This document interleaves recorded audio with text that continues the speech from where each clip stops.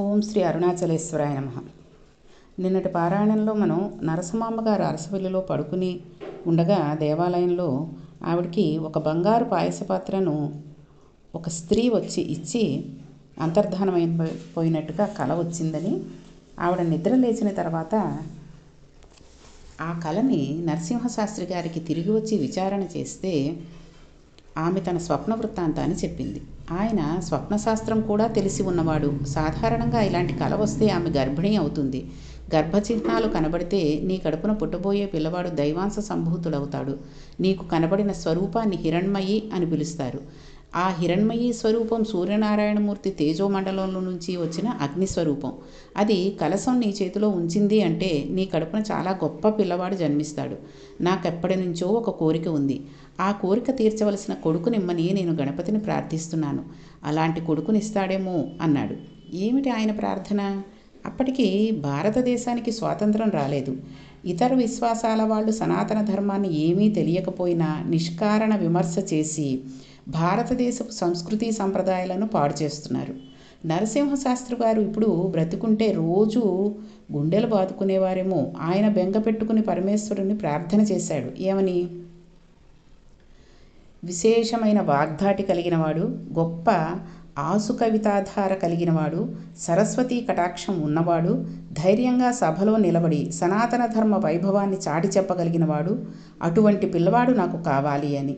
అటువంటి కొడుకు పుడతాడేమో, సూర్యనారాయణమూర్తి అనుగ్రహించి ఉంటాడందుకే. హిరణ్మయీ స్వరూపం నీకు దర్శనం ఇచ్చిందందుకే అన్నారు. కొంతకాలం అయింది. ఇంటికి వెళ్ళారు. ఆమెకి గర్భసూచనలు కనబడ్డాయి. వెంటనే ఆమెని పుట్టింటికి పంపించేశారు. తాను తీర్థయాత్రకి బయలుదేరి కాశీపట్టణానికి వెళ్ళారు. ఆయనకు డుంటి గణపతి అంటే మహాప్రీతి అని తెలుసుకున్నాం కదండి ఇంతకుముందే. వెళ్ళి కాశీపట్టణంలో ప్రతిరోజు గంగా స్నానం చేయడం, డుంటి గణపతి దగ్గర కూర్చోవడం, గణపతి మంత్రాన్ని జపం చేసుకుంటూ ఉండడం, అది ఆయన చేసే కార్యక్రమం. కార్తీక మాసం వచ్చింది. ఆ కార్తీక మాసంలో బహుళపక్షంలో వచ్చే అష్టమి. అది బహుధాన్య నామ సంవత్సరం ఆదివారం సూర్యనారాయణమూర్తికి పెట్టింది పేరు. అది సూర్యహోరతో ప్రారంభమవుతుంది. అందుకని భానువారం అని పిలుస్తాం. ఆ ఆదివారం నాడు బాహుధాన్య నామ సంవత్సరంలో కార్తీక బహుళ అష్టమి తిథి నాడు మఖా నక్షత్రంలో పిల్లవాడు ఆయన భార్య గారైన నరసమాంబ పుట్టింట్లో పుట్టాడు. ఇక్కడ ఈయన కార్తీక బహుళ అష్టమి తిథి నాడు డుంటి గణపతి దేవాలయంలో కూర్చుని ధ్యానంలో జపం చేసుకుంటున్నారు. ఆయనకి ధ్యానంలో డుంటి గణపతి నుండి ఒక పసిపిల్లవాడు కిందకు దిగుతూ పాకుతూ వచ్చి తన తొడక్కి కూర్చుని తన గడ్డం పట్టుకుంటున్నట్లు కనబడింది. ఆయన వెంటనే ఎవరీ పిల్లవాడు నా తొడ మీద కూర్చున్నాడని ఒక్కసారి తన ధ్యానంలో నుంచి బహిర్ముఖుడై తన తొడ మీద చూసుకున్నారు. పిల్లవాడు లేడు. గణపతి వంక చూశారు. గణపతి అలాగే ఉన్నాడు. అచ్చు పిల్లవాడు వచ్చినట్లు అనిపించిందే అని ఒక్క క్షణం ఆలోచించారు. బహుశా నాకు పుత్ర సంతానం కలిగి ఉంటుంది. ఎవరో కారణజన్ముడు జన్మించాడు. విఘ్నేశ్వర ప్రసాదంగా నా దైవమైన డుంటి గణపతి అనుగ్రహంతో పిల్లవాడు జన్మించాడు. నేను ఆ పిల్లవాడికి గణపతి పేరే ఉంచుకుంటానని, నాకు జాత శౌచం వచ్చింది కాబట్టి నేను ఇక్కడ ఉండకూడదని ఆయన బయలుదేరి మెల్లగా అత్తవారింటికి చేరుకున్నారు. భార్య సంతోషంగా మెరిసిపోతున్న పిల్లవాడిని తీసుకువచ్చి చేతుల్లో పెట్టింది. ఈ పిల్లవాడు ఫలానా సమయంలో పుట్టాడా అని అడిగారాయన. తనకు కార్తీక బహుళ అష్టమి నాడు ఏ సమయానికి డుంటి గణపతిలోంచి పిల్లవాడు కిందకి దిగి పాకుతూ వచ్చి తన తొడ మీద కూర్చున్నట్లుగా దర్శనమైందో ఆ సమయాన్ని చెప్పి అడిగారు. ఆవిడంది, అదే వీడు పుట్టిన సమయం, అప్పుడే పుట్టాడు అని. చాలా సంతోషించారాయన. ఆమెకి సూర్యనారాయణమూర్తి ఇష్టదైవం, ఆయనకి విఘ్నేశ్వరుడు ఇష్టదైవం. అందుకని ఇద్దరి పేర్లు కలిసి వచ్చేటట్లుగా సూర్య గణపతి శాస్త్రి అని పేరు పెట్టారు. మగపిల్లవానికి పెట్టేటప్పుడు సరి సంఖ్యతో ఉండాలి అక్షరాలు. అందుకని సూర్య గణపతి శాస్త్రి అని పేరించారు. ఆడపిల్లకి పెట్టేటప్పుడు బేసి సంఖ్యలోనూ ఇంగ్లీష్ అక్షరాలైనా కూడా చూసుకుంటూ ఉండాలి. ఇప్పుడంతా ఇంగ్లీష్లోనే కాబట్టి మగపిల్లవాడికి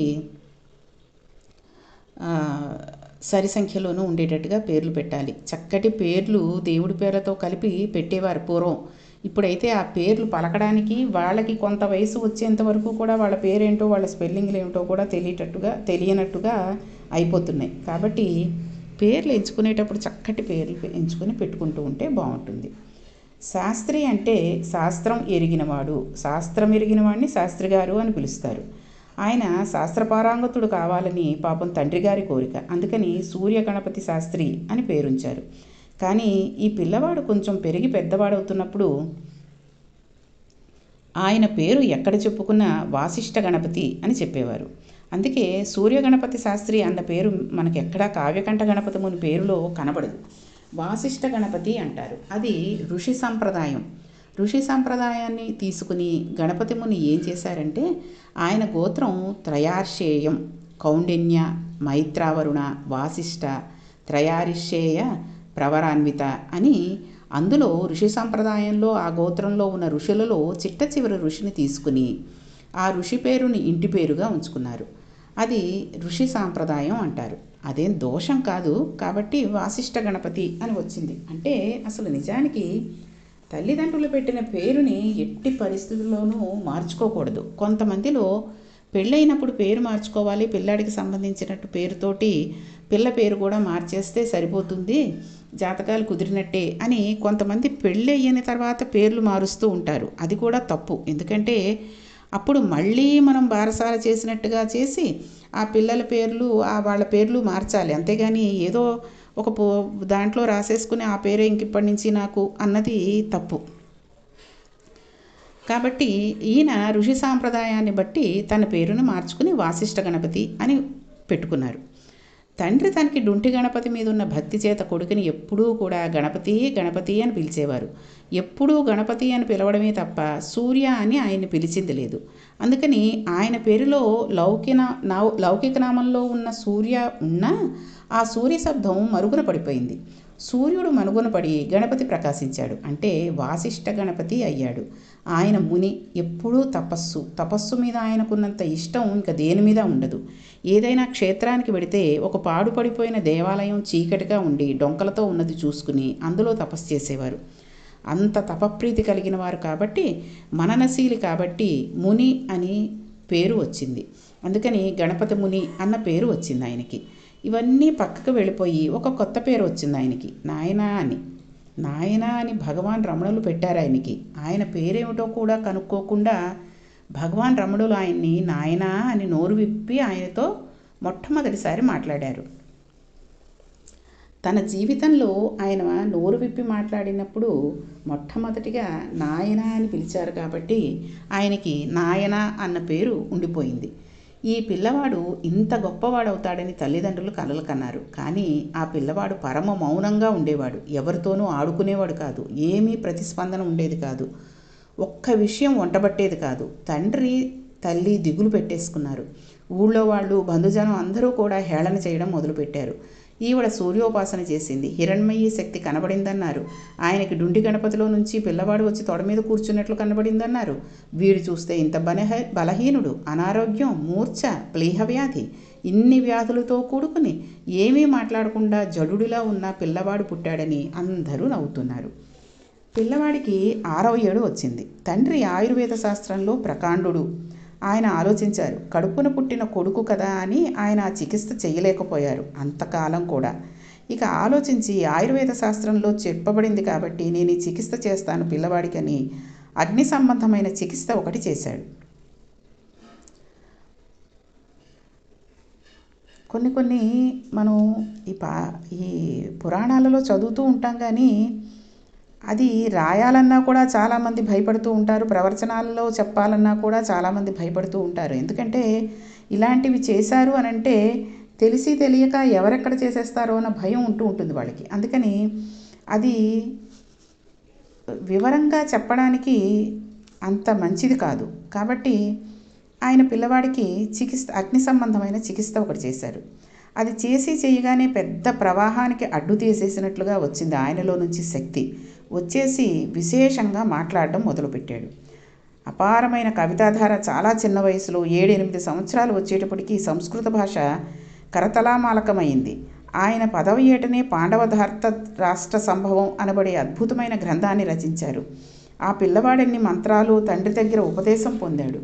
తల్లి దగ్గర సూర్యనారాయణమూర్తి ఉపాసనా భక్తిని అంతటినీ పుణికిపుచ్చుకున్నాడు. అన్నిటినీ మించి అంత చిన్న పిల్లవాడిని పంచాంగం ఎలా గుణిస్తారో నేర్పడానికి తండ్రి పంపించారు. 4 రోజులు వెళ్ళి పంచాంగం ఎలా గుణిస్తారో నేర్చుకుని పంచాంగం మీద కాలగణానికి సంబంధించిన శాస్త్రం చదివి పంచాంగ గణనం చేసే శాస్త్రి గారికి ఇలా చేస్తే బాగుంటుందని ఒక కొత్త పద్ధతిని నేర్పాడాయన. అంతటి ఏకసంధాగ్రాహి. దానికి తోడు అపారమైన శారదా కటాక్షం. దేని మీదైనా సరే ఆయన అసువుగా అద్భుతమైన సంస్కృత శ్లోకాలను, అదొక పెద్ద వర్షమే, అలా వర్షించేవారు.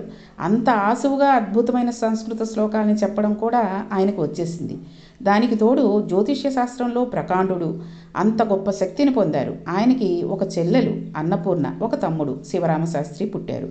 పుట్టిన తర్వాత కొంతకాలానికి మహాతల్లి నరసమాంబ గారు మళ్ళీ గర్భం ధరించారు. లోపల కవల పిల్లలు ఉన్నారన్నారు. ఇంకొక గంటలో పురుడొస్తుంది. ఈ రెండో కొడుకు వీధిలో కూర్చుని ఉన్నాడు కుర్చీలో.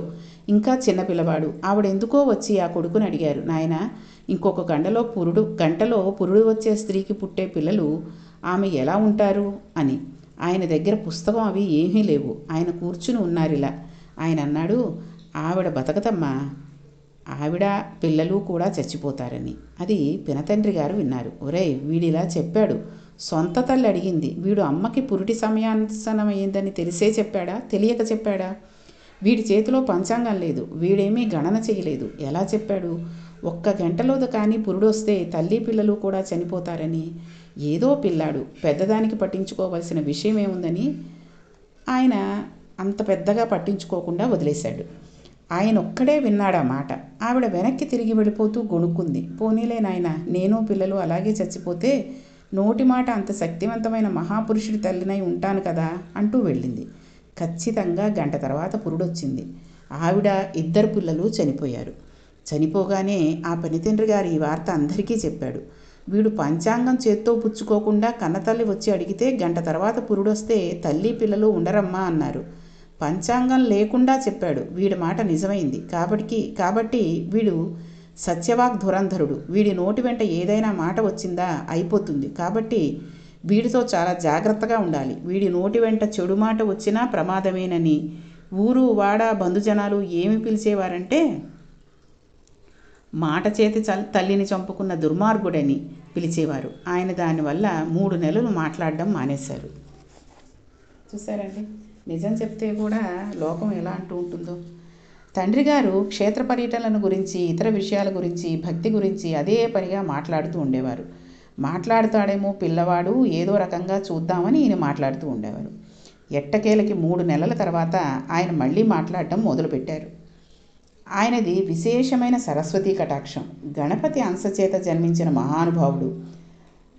అరుణాచలంలో పరమేశ్వరుడు 4 స్వరూపాలతో ఉంటాడని, ఒకటి బ్రహ్మ విష్ణువుల మధ్య కలహం తీర్చడానికి జ్యోతిస్తంభంగా ఆవిర్భవించిన పరమేశ్వర స్వరూపం, 2వది కొండ, 3వది అరుణాచలేశ్వరుడు, 4వది అరుణాచలం కొండ గుహలో ఉండే సిద్ధపురుష స్వరూపం, దక్షిణామూర్తి స్వరూపం, అపీత కుచాంబ అయి అమ్మవారు ఉంటుంది అని మనం చాలాసార్లు ఈ పారాయణలో తెలుసుకున్నాం.